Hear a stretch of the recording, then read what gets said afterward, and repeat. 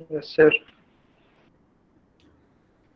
चलो भाई, सो तो अब आज जो हम चैप्टर स्टार्ट करने वाले हैं, ठीक है, this chapter is named as semiconductors. ठीक है, सो व्हाट आर सेमीकंडक्टर्स, इसको पहले हम समझेंगे और उसके बाद फिर इसके बारे में हम लिखना शुरू करेंगे। देखते हैं। देखो, तो बच्चे अभी तक हमने कंडक्टर्स और इंसुलेटर के बारे में हमने सारा कुछ पढ़ लिया है। तो यहाँ पर मैं सबसे पहले लिखता हूँ types of materials.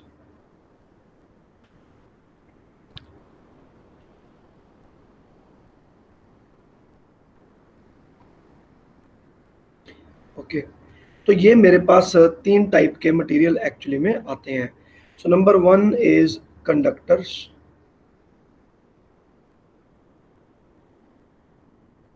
Number two insulators,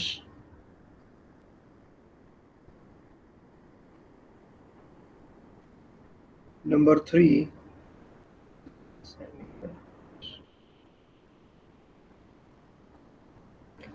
अब देखो, अब इनकी खासियत क्या है, ठीक है ना। सबसे पहले तो मैं आपको एक इनका इंट्रोडक्शन दे रहा हूँ, तो थोड़ा सा मैं इनको एक्सप्लेन करता हूँ। कंडक्टर्स, हम पता है हमें कि हम कंडक्टर्स वो होते हैं जिनकी कंडक्शन बहुत ज्यादा होती है, ठीक है ना। वो इलेक्ट्रॉन्स कंडक्ट करते हैं, जैसे कि हमारे पास कॉपर हो गया, सिल्वर हो गया, we know that they are good conductors. Insulators are those which are like they are bad conductors of electricity. और इंसुलेटर्स का जो रेजिस्टेंस है वो इतना हाई होता है कि उसमें से करंट कभी पास हो ही नहीं पाता। A very high voltage is required कि अगर हमें उसमें से करंट पास करना हो तो, लेकिन ये करंट पास नहीं करते। तो बेसिकली अभी तक हम जो जानते हैं वो ये है, कंडक्टर्स की जो रेजिस्टिविटी है, अगर मैं रेजिस्टिविटी की टर्म्स में बात करूं,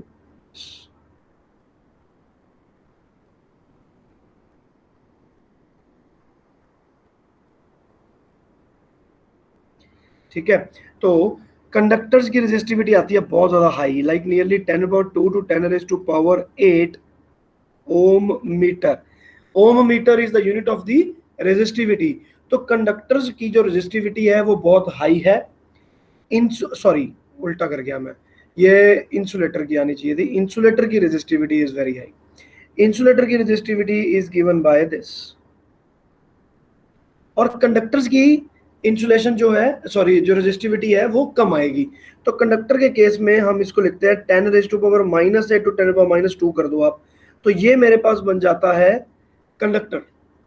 और रेजिस्टिविटी अगर मैं सेमी कंडक्टर की बात करूं तो इनकी नियर अबाउट आ जाती है 10⁻2 टू 10⁻2 कह लो आप। डाटा में vary from book to book थोड़ा आगे पीछे हो जाता है, 10⁻5 हो जाता है।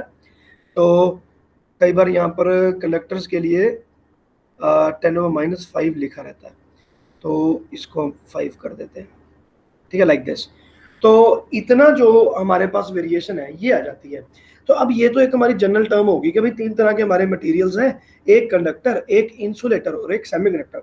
बट ये बहुत ही ज्यादा सुपरफिशियल लेवल पर बात की जाए तो है, but otherwise semiconductors are qualitatively different material than conductor and insulator. तो इनमें बेसिक फर्क क्या है, मैं आपको एक एग्जांपल देता हूं सेमीकंडक्टर का। जो नेचुरली एग्जिस्टिंग सेमीकंडक्टर्स हैं उनमें से सबसे पहले नाम आता है सिलिकॉन और जर्मेनियम का। तो इनकी एक बहुत ही जबरदस्त विशेषता है, वो मैं आपको बताता हूं, आपको समझ में आ जाएगा कि सेमीकंडक्टर क्या चीज होती है। मतलब why can't we call them conductor itself. अब आप कहेंगे कि सर जिसमें से करंट पास होता है दैट इज कंडक्टर, जिसमें से करंट नहीं पास होता दैट इज इंसुलेटर, तो ये सेमीकंडक्टर के बीच में क्या मसला है। तो वो मसला ये है कि इनमें मुझे पाया गया कि let us say I have a piece here. Okay, मान लो ये मेरे पास एक कंडक्टर यहां पर पड़ा था और इसकी ऐसी एक विशेषता थी कि अगर इसके ऊपर धूप पड़ रही है, लाइट, अगर इसके ऊपर धूप गिरी तो it will act like a conductor. लेकिन अगर मैं इसको उठाकर छाया में ले जाऊंगा, शेडो पार्ट में जाते ही, कि अगर मान लो अंधेरा हो गया, अंधेरा होते ही it will start acting like a insulator और let us say called non conductor. तो ये क्या सिस्टम हुआ, मतलब या तो आप कंडक्टर बन जाओ यहाँ आप इंसुलेटर बन जाओ, लेकिन आपकी जो प्रॉपर्टी है ये वेरी होती है, किसी एक कंडीशन के ऊपर बेस्ड होती है कि अगर धूप पड़ रही है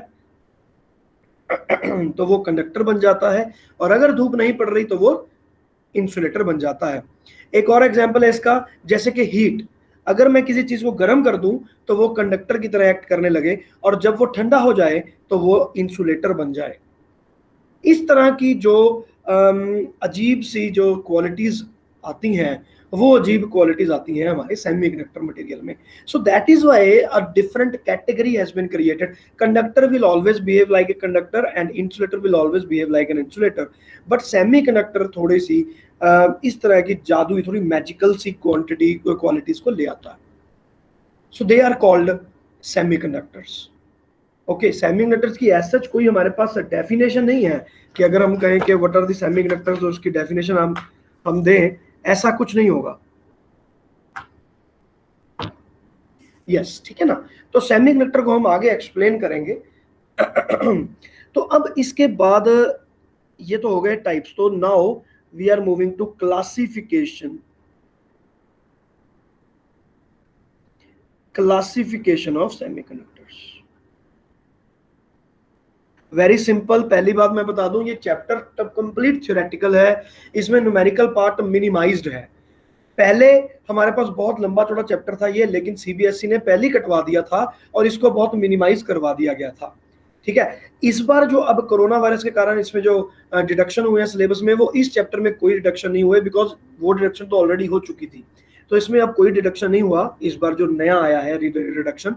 लेकिन even now this chapter is a very very small chapter comparative to what it used to be.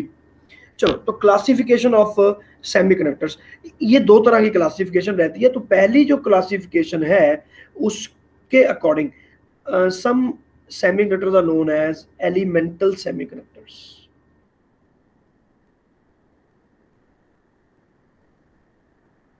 Obviously इसका मतलब क्या है, एलिमेंट्स। वो सेमीकंडक्टर्स जो एक्चुअली में एलिमेंट्स की तरह ही एग्जिस्ट करते हैं। तो आपके पास इसके एग्जाम्पल हो जाएंगे, जैसे कि silicon and germanium, nothing difficult in this. Second is a compound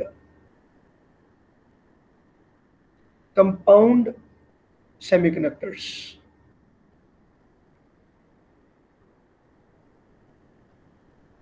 ठीक है, इसमें हमारे पास एक कंपाउंड होगा, तो इसमें you can compare it to two different things. तो पहला मेरे पास आ जाएगा इनऑर्गेनिक, और ये आ जाएगा ऑर्गेनिक। अब वेट अ मिनट बच्चे, कॉल आ रहा था। हेलो, हाँ बच्चे क्लास चली जाती है, जल्दी पूछ। अब बच्चे मैं ऐ करूंगा, एक बार मैं मेरी क्लास ओवर हो जाए फिर मैं तेनों करना, ठीक है। Okay okay. चलो जी, ठीक है।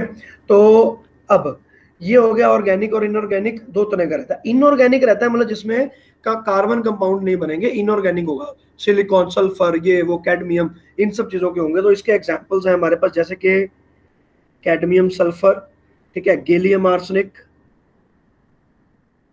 ठीक है, और कैडमियम सेलेनियम, इस तरह से, ठीक है।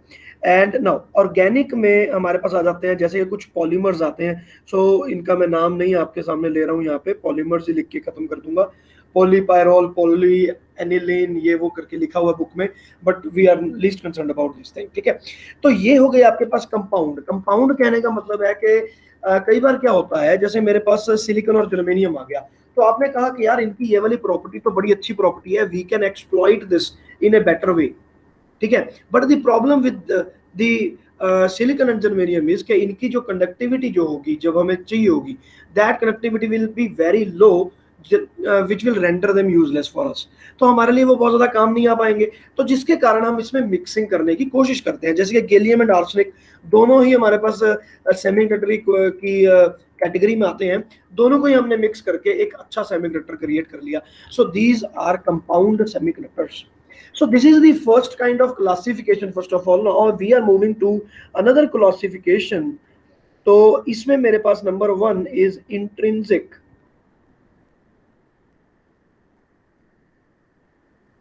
intrinsic semiconductors,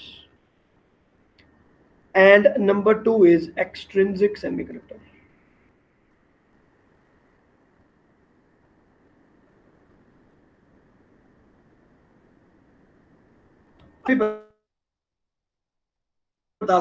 what is semiconductor, उसके बारे में हम डिटेल समझते और उसके बाद मैं आपको टाइप्स बताता, लेकिन मैं पहले बता रहा हूं, उसका मैं रीजन आपको बताऊंगा। देखो, ये मेरे पास दो तरह का होता है। इंट्रिंसिक सेमीकंडक्टर को आप लिख सकते हो, they are naturally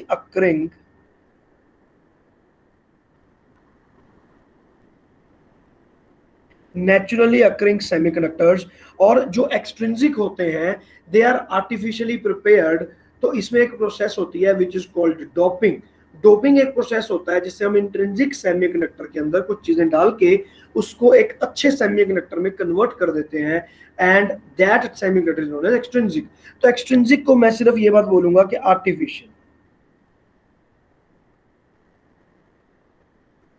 artificially created भी नहीं कह सकते, क्योंकि सेमीकंडक्टर तो पहले से एग्जिस्ट कर रहा है। आर्टिफिशियली और we can say semiconductors prepared by doping, ऐसे लिख देते हैं।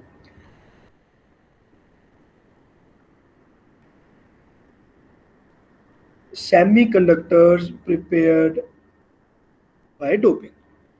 तो डोपिंग से आपने उनको बनाया है। तो डोपिंग इज ए प्रोसेस। ये हम सारी की सारी चीजें आगे डिटेल में, बहुत ज्यादा डिटेल में देखने वाले हैं, वरी नहीं करनी। तो फिलहाल आपने यहां से सिर्फ इतनी बात समझना है कि इंट्रिंसिक सेमीकंडक्टर का मतलब है naturally occurring semiconductors. So now I am going to tell you कि what are semiconductors. What are semiconductors और इनकी ये जो प्रॉपर्टी है, जो विशेषता है, ये ऐसी क्यों आती है। तो बच्चों, यहाँ पर हमें एक छोटा सा, मतलब एक मेरे पास हमारा एक्सप्लेनेशन मैं आपको देने वाला हूँ। उस एक्सप्लेनेशन को आपने ध्यान से सुनना है। देखो, whenever we are concerned with some element, for example मैं बोलूँ आयरन या कार्बन या कुछ भी, मैं मान लो लोहे की बनी हुई कोई चीज लेकर आया, कोई प्लेट लेकर आया, according to our present day science, according to chemistry, उसके अंदर क्या है, उसके अंदर हमारे पास आयरन के एटम्स हैं। ठीक है, एटम है। अच्छा, आप लोगों ने केमिस्ट्री में स्ट्रक्चर्स भी पढ़ लिए होंगे, जिसमें like BCC structure, FCC structure, और ये सारे के सारे आपने देख लिया होगा अब तक तो। ठीक है ना, बॉडी सेंट्रिक क्यूब, ठीक है, फेस सेंट्रिक क्यूब, इस तरह से। तो हमारे पास जो भी स्ट्रक्चर बनता है, वो एटॉमिक स्ट्रक्चर कैसा बना, वो हमें पता होता है। मतलब ये अलग अलग मटेरियल अलग अलग होता है। तो मैं अब उसी चीज के बारे में बात करूंगा। तो लेट अस सी कि हमारे पास कुछ एटम्स हैं जो वहां पर लगे हुए हैं, तो हम उसको कैसे बनाएंगे, इस तरह से बनाएंगे। देखो, जैसे एक ये हो गया, एंड लेट अस से another one is this and another one is this। ठीक है, तो अब आप देखो कि आपने कुछ एक सर्टेन डिस्टेंस पर इनको रखा हुआ है। ठीक है, ठीक है, लेकिन अब मैं इसकी इलेक्ट्रॉनिक कॉन्फ़िगरेशन बनाने वाला हूं। हाँ भाई बच्चों, समझ में आ रहा है? समझ रहे हो ना? हेलो, यस और नो में जवाब दे दिया करो यार, कितनी बार बताया है। इंटरनेट का पता नहीं चलता कब कट जाता है, इसलिए बोल दिया करो यस सर। क्या यस सर बोलने में, नो सर बोलने में क्या प्रॉब्लम है आपको? या तो यस बोलो या नो बोलो। ये इलेक्ट्रॉनिक कॉन्फ़िगरेशन बना रहा हूं मैं, ठीक है ना।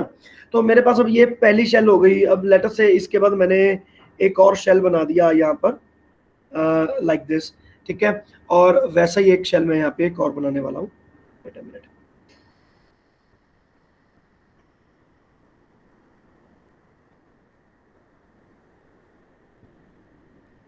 यस, यहाँ से ऐसे। तो ये आप देख सकते हो कि मेरे पास इस तरह के ये शेल्स ऐसे बनेंगे। ठीक है ना, ये देखो। तो ये जैसे जैसे शेल बड़ा होता जा रहा है, ये इंटर मिंगलिंग होती जा रही है, मिक्स होता जा रहा है। तो जो भी हमारे पास शेल, छोटे शेल है, जैसे मान लो अगर मैं ये वाला शेल एक ड्रॉ करूं, ये छोटा शेल है, तो ये छोटे छोटे जो शेल्स बनते हैं वो यहाँ पर बन रहे हैं,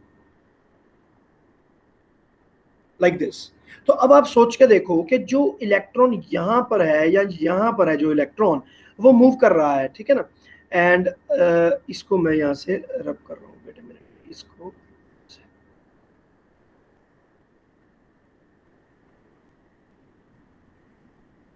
अब आप सोच के देखिए, इट इज लाइक दिस, ठीक है ना। अब देखो, अब जब ये जो इलेक्ट्रॉन्स हैं, जो इनर शेल के इलेक्ट्रॉन्स हैं, व्हाट आर दे डूइंग, वो यहाँ से ट्रैक घूमते घूमते यहाँ से जा रहे हैं ऐसे, ठीक है। जो ये वाला इलेक्ट्रॉन है इसको भी कोई प्रॉब्लम नहीं है, ये ऐसे ही घूम के चला जाएगा। जो इसका इलेक्ट्रॉन है उसको कोई प्रॉब्लम नहीं है, जो इसका इलेक्ट्रॉन है उसको कोई प्रॉब्लम नहीं है। लेकिन अगर मैं बात करूं मेरे आउटर शेल में रहने वाले इलेक्ट्रॉन की, तो अब यहां पर इसको प्रॉब्लम आएगी, क्योंकि जब ये यहां से जाएगा ऐसे करके, तो यहां पर इसको दोनों ही न्यूक्लियस की तरफ से, इसके इस पॉइंट पर दोनों न्यूक्लियस की तरफ से उतनी ही अट्रैक्टिव फोर्स लग रही है जितनी इसको दूसरे की तरफ से लग रही थी, सेम लग रही है।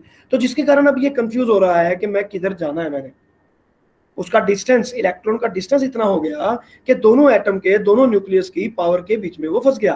तो जिसके कारण द पॉसिबिलिटी इज कि this electron will change the atom itself, और वो यहां से यहां चला जाएगा और फिर ये यहां जाएगा और फिर ये यहां जाएगा। तो आपके पास एक ऐसा एक सिस्टम बनता जा रहा है कि जिसमें आपके इलेक्ट्रॉन इस तरह से फ्लो करते जा रहे हैं। तो ये ऐसे करके फ्लोइंग नेचर आपके इलेक्ट्रॉन में चला गया। तो ये जो है हमारे पास electron, these are inner electrons, और ये जो है ये है हमारे पास आउटर इलेक्ट्रॉन्स, जो कि एक्चुअली में इस एक चीज, इस एक बैंड में चले गए। So this is known as band, इनको हम बैंड बोलते हैं। This is called conduction band, ठीक है। तो ये मेरे पास हो गया बैंड। तो यहां पर क्या है, इलेक्ट्रॉन की मिक्सिंग हो गई और इलेक्ट्रॉन आपके मूवमेंट देने लग गए। अगर इलेक्ट्रॉन इस प्रकार से मूवमेंट देने लग जाएंगे तो definitely electron can move inside the piece of the conductor from one edge to the another edge. Electron move कर सकता है। अगर इलेक्ट्रॉन मूव कर रहा है तो वो कंडक्टर बन गया, लेकिन अगर इलेक्ट्रॉन मूव नहीं करेगा तो वो इंसुलेटर बनेगा। अब देखते हैं, इसके आगे चलते हैं। अब हमें ये तो पता चल गया कि भाई यहां तक हमारे पास ये प्रॉब्लम आ रही है, लेकिन अगर कोई इलेक्ट्रॉन इससे भी ऊपर हो तो क्या होगा। सो व्हाट विल हैपन,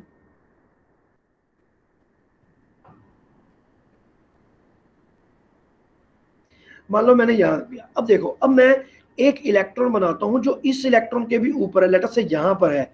तो व्हाट विल हैपन, ऑब्वियसली वो भी कंडक्शन की तरफ जाएगा, उस पर न्यूक्लियस का कंट्रोल इतना ज्यादा नहीं है। तो ये वाले भी यहां से जाते हुए इस प्रकार से ऐसे, ये आपके पास कंडक्शन की तरह मूव करने लगेंगे।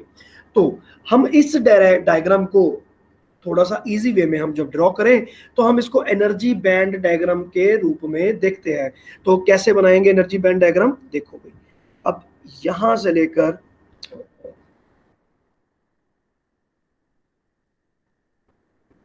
समट लाइक दिस, तो मैंने इसके बिल्कुल सेंटर से अगर मैं ड्रॉ करूं तो मैं इस प्रकार इसको ड्रॉ करूंगा। देखो, तो सबसे पहले नीचे मेरे पास एक बैंड मैंने ड्रॉ किया। So let me call this like this. ये जो मेरे पास बन गया, ठीक है। या फिर हम ऐसा करते हैं, पहले कंडक्शन बैंड हम ड्रॉ करेंगे। कंडक्शन बैंड में आपको पहले ड्रॉ कर रहा हूं, वेट अ मिनट, मेरा मार्कर नहीं चल रहा। अब देखो, तो कंडक्शन बैंड हो गया, लेटर से ये वाला बैंड हो गया कंडक्शन बैंड, लेटर से दिस इज कंडक्शन बैंड, ठीक है। कंडक्शन, तो इसको मैंने, ये एनर्जी लेवल डायग्राम बनाया मैंने, ठीक है ना, जैसे हम बोर्स में बनाते हैं, बिल्कुल वही वाला एनर्जी लेवल डायग्राम है। तो ये कंडक्शन बैंड बन गया कि अगर कोई इलेक्ट्रॉन इस बैंड के अंदर चला गया तो obviously it will start conducting, it will start moving, उसको हॉरिजॉन्टल मोशन के लिए टाइम मिल जाएगा, जगह मिल जाएगी। लेकिन अगर मैं नीचे वाले बैंड की बात करूं तो मेरे पास ये बैंड कैसा बनता है, उसको मैं बोलता हूं वैलेंस बैंड। तो जो मैंने अभी आपके सामने ड्रॉ किया है उसमें वैलेंस बैंड कुछ इस प्रकार बन रहा है। ये हो गया मेरा वैलेंस बैंड,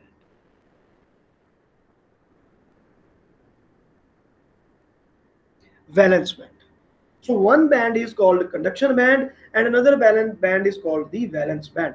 अब ये valence band basically है क्या, valence band is the band, मतलब energy band up to which the valence electron exists. Highest level of the valence electron जो है वो मेरे पास यहाँ पर वैलेंस बैंड के अंदर मैं शो करूंगा। तो अब ये बड़ा और छोटा हो सकता है, it can move like this. तो वो इतना भी हो सकता है, इतना भी हो सकता है, वो इससे ऊपर भी हो सकता है, इससे नीचे भी हो सकता है, इट कैन बी एनीवेयर। तो मेरे इस डायग्राम में it is going somewhere like this. आप देख सकते हो कि ये मेरे जो इलेक्ट्रॉन मैंने यहाँ पर बनाए हैं वो इस एरिया में ओवरलैप करेंगे। तो यहाँ पर एक ओवरलैपिंग हो जाती है, दिस इज दी ओवरलैपिंग। और ये जो ओवरलैपिंग है इसका मतलब क्या है, इसका मतलब है कि इस ओवरलैपिंग में कुछ एक इलेक्ट्रॉन हमारे वैलेंस इलेक्ट्रॉन हैं सिलिकॉन और जर्मेनियम के केस में, जो कि एक्चुअली में वैलेंस बैंड के अंदर एंटर कर रहे हैं। सिलिकॉन जर्मेनियम कह लो या फिर this is the diagram for a conductor actually. तो आप इसको सिल्वर, आयरन, कॉपर किसी का भी डायग्राम कह सकते हो, because these two are overlapping. वो मैं आपको क्लासिफिकेशन बाद में अभी आगे करवाऊंगा कि व्हाट इज ये जो ओवरलैपिंग होती है ये क्या होती है, how can we classify conductor, insulator and semiconductor going to this. But इस बात को आप पहले समझो कि मेरे पास ये दो बने कैसे। ठीक है, आई बिलीव ये आपको समझ में आ गया होगा। इसमें कोई प्रॉब्लम है बेटा तो पूछ लो अभी। No problem. यहां पर ये ओवरलैपिंग है। No sir. ओके, तो यहां पर ये हमारे पास ओवरलैपिंग हो जाती है। अब देखो, अब सबसे पहली बात मैं कंडक्टर की बात करता हूं कि now what is actually happening and why I say that silver is a conductor and for all the lifetime it is a conductor, it can never become insulator. Why? ठीक है, तो हम क्या करेंगे, अब देखो, अब भगवान की तरफ से क्या हुआ कि सिल्वर एक ऐसा एलिमेंट बना जिसमें इलेक्ट्रॉन्स ऊपर के बैंड से लेकर नीचे वाले बैंड तक सब जगह पर फिल्ड है, सारे के सारे इलेक्ट्रॉन्स हैं। तो वहां पर कंडक्टर के केस में ये ओवरलैपिंग टिपिकल ओवरलैपिंग है, you can't do anything, typical overlapping है। ठीक है ना, तो मैं यहां पर ये कहूंगा कंडक्टर द मटीरियल्स या the elements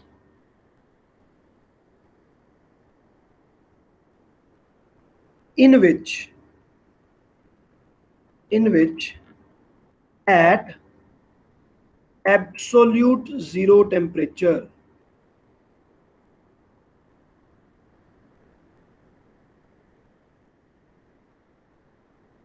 the valence electrons, यहाँ इलेक्ट्रॉन्स नहीं बोलते हैं, वैलेंस बैंड बोल देते हैं, ठीक है ना, the valence band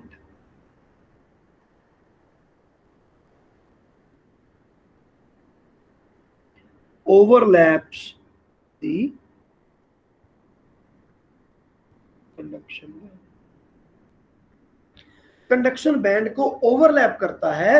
and zero kelvin मैंने क्यों लिखा यहाँ पर, आप देखो एब्सोल्यूट जीरो टेम्परेचर मैं क्यों बात कर रहा हूँ। एब्सोल्यूट जीरो का क्या मतलब होता है, जीरो केल्विन। मैं जीरो केल्विन की बात क्यों सोच रहा हूँ, वो मैं इसलिए सोच रहा हूँ कि भाई भगवान की तरफ से बनाया ऐसा। अगर टेम्परेचर इंक्रीज हो जाता है, जैसे मैंने आपको बताया कि देयर आर मटेरियल्स सेमीकंडक्टर्स जो अगर हाई टेम्परेचर हो जाता है तो दे बिकम कंडक्टर्स, और अगर मैं टेम्परेचर लो कर देता हूं तो दे बिकम इंसुलेटर्स। तो मुझे टेम्परेचर पर भी यहाँ पर कंडीशन लगानी पड़ेगी। मैंने कंडीशन लगा दी जीरो केल्विन पर टेम्परेचर पे सारे एलिमेंट्स को मैं कवर करूंगा और मैं कंपेयर करूंगा। तो आई फाउंड कि ऑल दी मेटल्स जितने भी हैं उनको मैं जीरो केल्विन पर ले जाता हूं, मैं फिर देखता हूं कि भाई कौन कहां पर खड़ा है। ठीक है ना, तो जीरो केल्विन पर भी इनकी यहाँ पर कंडक्शन होएगी। वैसे तो जीरो केल्विन पर कोई कंडक्शन नहीं होती, honestly speaking there is no movement that can take place at zero kelvin, as an engineer we can say that. लेकिन वैसे मैं आपको बता रहा हूं कि एब्सोल्यूट जीरो पर भी इनकी जब इलेक्ट्रॉनिक कॉन्फ़िगरेशन इतनी हाई है तो ओवरलैप तो कर ही रहा है लेकिन मूवमेंट नहीं होगा, because it is zero kelvin. अब आपको पता है, आपने 11th में केटीजी चैप्टर कर रखा है, you know that there is a relationship between the temperature and the kinetic energy of the electron. तो टेम्परेचर हाई होने से काइनेटिक एनर्जी हाई होगी, टेम्परेचर के जीरो हो जाने से kinetic energy of the electrons will become zero. तो that's a separate case. But मैंने क्या डिफाइन किया कि भगवान की तरफ से ही यहां पर एक ओवरलैपिंग हो रही है, और ये ओवरलैपिंग हमेशा ही होती है, you cannot reduce this, so that is why you are calling it conductor. तो इसके एग्जाम्पल्स तो आप सब जानते ही हो, इसके एग्जाम्पल्स आप लिख लो, copper, silver, for that sake we can write iron also. Now point number 2 is that let us talk about the insulator now. Insulators. तो अब इंसुलेटर में क्या होता है, इंसुलेटर में होता है कि these are the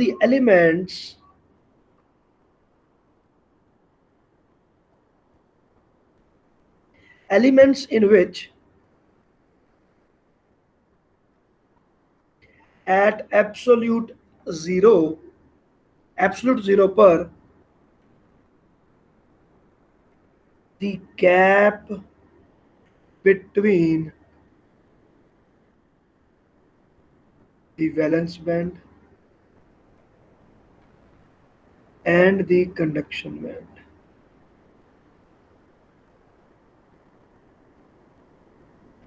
The gap between the valence band and the conduction band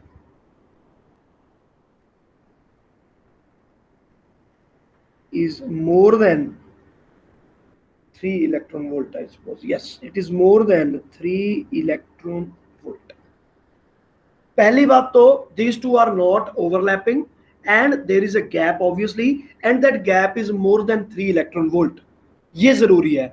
तो यहां पर अगर मैं डायग्राम बनाऊंगा, ये वाला बैंड डायग्राम अगर मैं बनाऊं तो कैसा बनेगा फॉर द इंसुलेटर, तो यू कैन सी इस तरह से वो गैप बनेगा। So let us say that this is the conduction band और मेरा जो वैलेंस बैंड है, that valence band is reaching like this. Now valence band is the band where the electrons are available. Simple, नीचे zero से अगर आप Bohr's theory को find करो, जीरो से लेकर ऊपर तक जाओगे तो कहां तक आपको इलेक्ट्रॉन मिल रहे हैं, तो that is the valence band. तो ये आपके पास आ गया valence band and the energy gap between them. आप देख सकते हो कि ये जो एनर्जी गैप है, ये इसको बोलते हैं Eg, the energy gap is greater than 3 electron volt. मतलब कि सारे के सारे इलेक्ट्रॉन यहाँ हैं और कंडक्शन बैंड के अंदर कोई इलेक्ट्रॉन गया ही नहीं। तो सोच के देखो कि अगर मैं सिर्फ और सिर्फ इन्हीं 2 इलेक्ट्रॉन्स की बात करूं और ऊपर में इलेक्ट्रॉन दूं ही नहीं, मैं कहूंगा यहाँ पर इलेक्ट्रॉन है ही नहीं, तो ऑब्वियसली कंडक्शन कैसे होगा, कंडक्शन हो ही नहीं सकता। So this is an insulator. तो इंसुलेटर वो है जिसमें ये गैप है और ये गैप बहुत बड़ा है। It cannot be covered with the energy. ऐसा नहीं हो सकता। बोहर की थ्योरी कहती है कि electron can jump from the energy level. तो आप मुझसे ये सवाल पूछ सकते हो कि सर यहां से एनर्जी लेकर ये ऊपर जंप क्यों नहीं हो सकता। 3 इलेक्ट्रॉन वोल्ट से गैप ज्यादा होना चाहिए, इसमें कोई भी इलेक्ट्रॉन यहां से यहां नहीं जंप करेगा। तो अगर मैं इलेक्ट्रॉन ड्रॉ करूं भी तो electron will be like this. इस तरह से यहां पर इलेक्ट्रॉन को शो किया जाता है। ठीक है, तो electron exist only and only in the valence band but not in the conduction band, hence this is an insulator. लेकिन अगर मैं अब बात करूं आपके सामने सेमीकंडक्टर की, तो उस केस में क्या होगा। तो semiconductors are the elements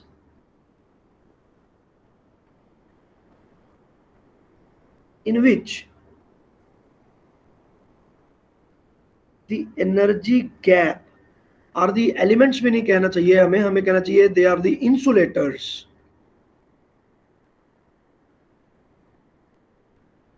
in which the energy gap is not greater, it is a smaller than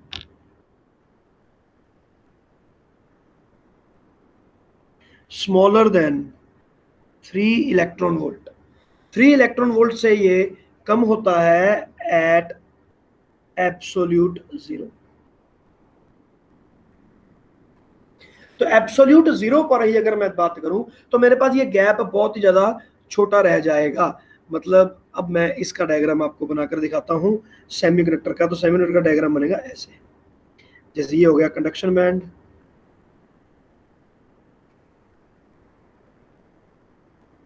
now the gap is very low, ये बन गया आपका बैलेंस।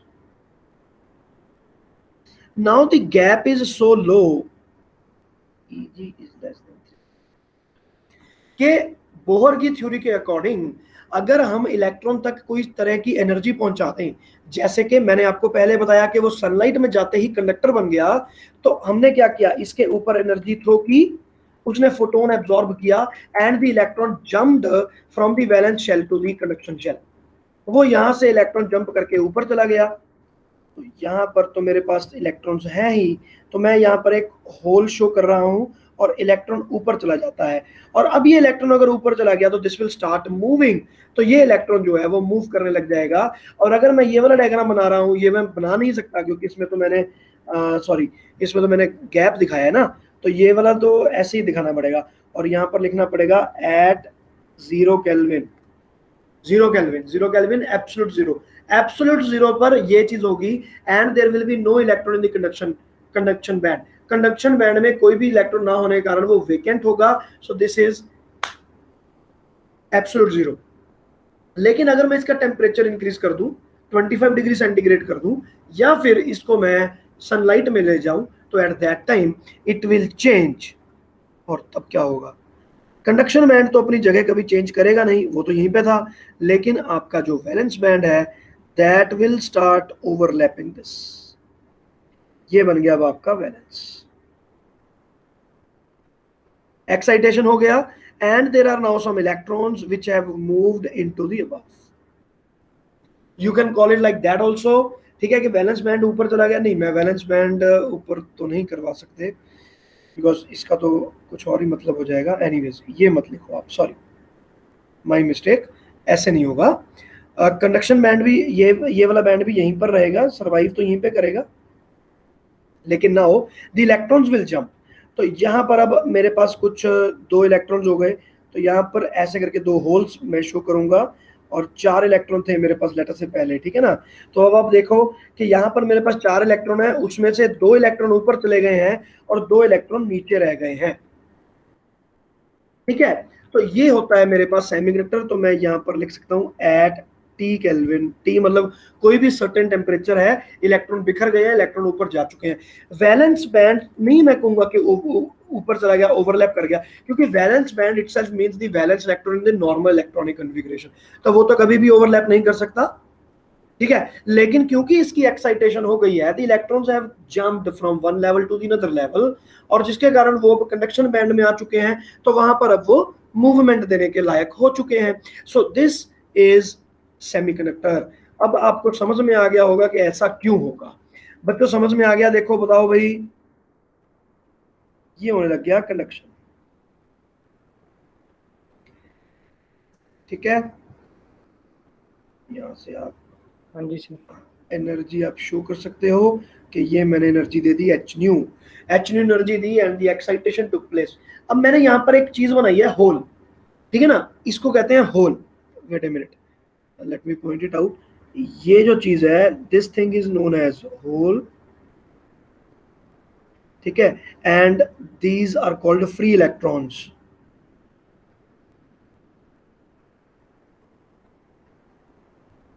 फ्री इलेक्ट्रॉन्स, ठीक है, फ्री इलेक्ट्रॉन्स। फ्री इलेक्ट्रॉन मतलब जो वैलेंस नीचे वाले शेल से उठ के ऊपर आ गए, these are called free electrons.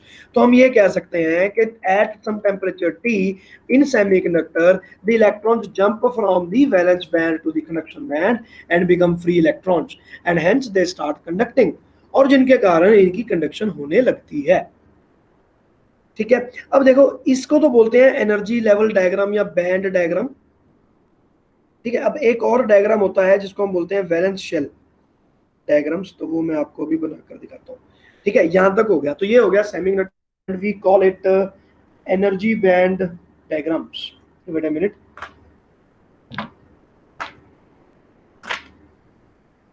Energy band diagram, yes, ठीक है। तो एनर्जी,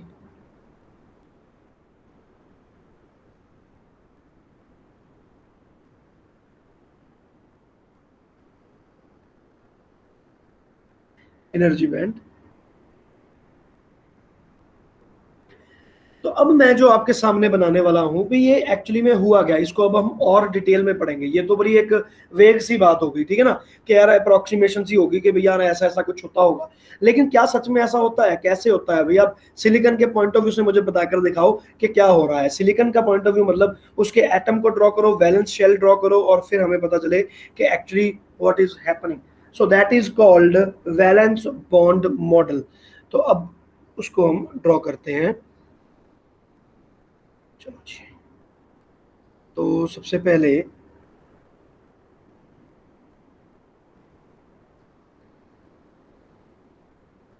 दिस, ठीक है ना। तो ये मेरे पास एक सिलिकॉन का एटम है, एक ये है,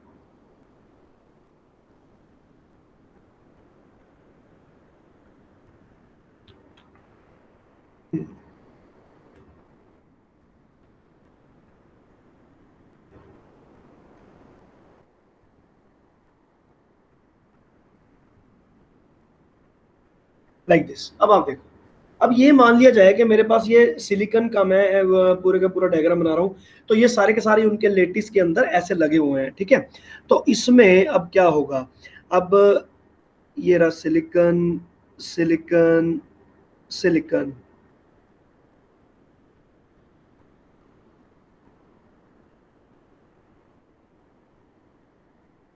तो अब क्या हुआ, अब इसमें जो इलेक्ट्रॉन्स हैं वो हम बनाएंगे। तो सिलिकॉन के वैलेंस इलेक्ट्रॉन्स होते हैं 4, ठीक है। तो 4 वैलेंस इलेक्ट्रॉन है, तो एक ये, एक ये, एक ये, एक ये, तो साथ वाले का मैं क्रॉस बना देता हूं इस तरह से, ठीक है, इसका भी क्रॉस बनेगा।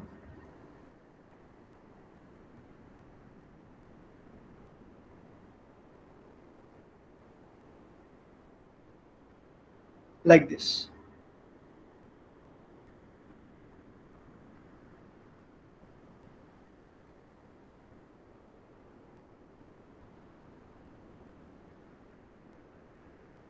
ठीक है ना। इस सिलिकॉन के भी हो गए, इसके भी हो गए ऐसे।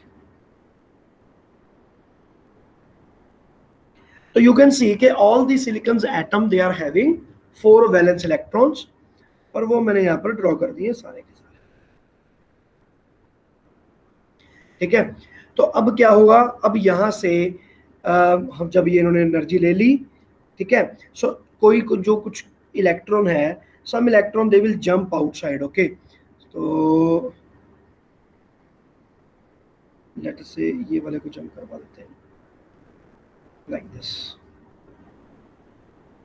सो the one electron came outside, और यहाँ पर मेरे पास क्या बच गया, होल, ठीक है। और यहाँ से ये वाला भी लेटर से जंप कर गया ऊपर आ गया, यहाँ पर भी मेरे पास क्या बचा, होल। तो नीचे क्या रह जाएगा आपके पास, होल रह जाएगा, ठीक है। और ऊपर आपके पास पहुंच जाएगा free electron,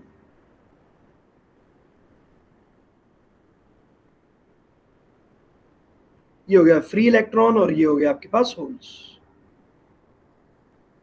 And this kind of a diagram is called valence bond model.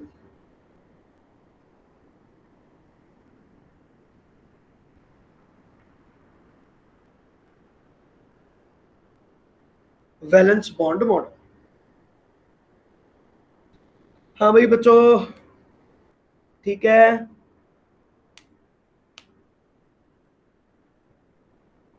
ठीक है। और यही चीज जो है, इसको आप एनर्जी लेवल डायग्राम में अगर बनाएंगे,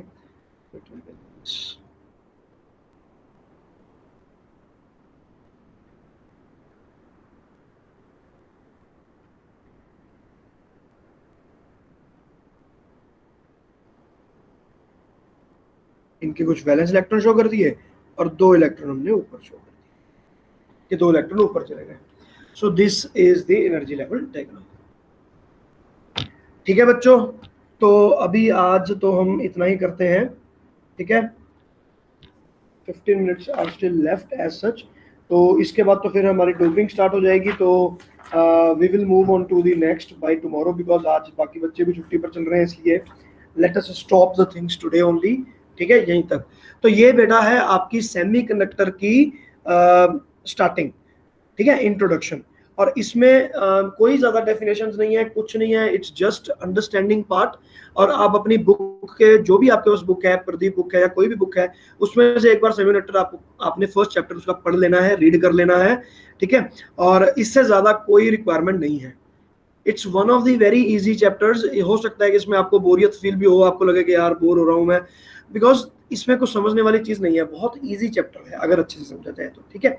तो देखते हैं धीरे धीरे जैसा भी होगा। चलो, तो आज के लिए इतना ही। कोई बच्चे डाउट है तो आप मुझसे पूछ सकते हो बेटा।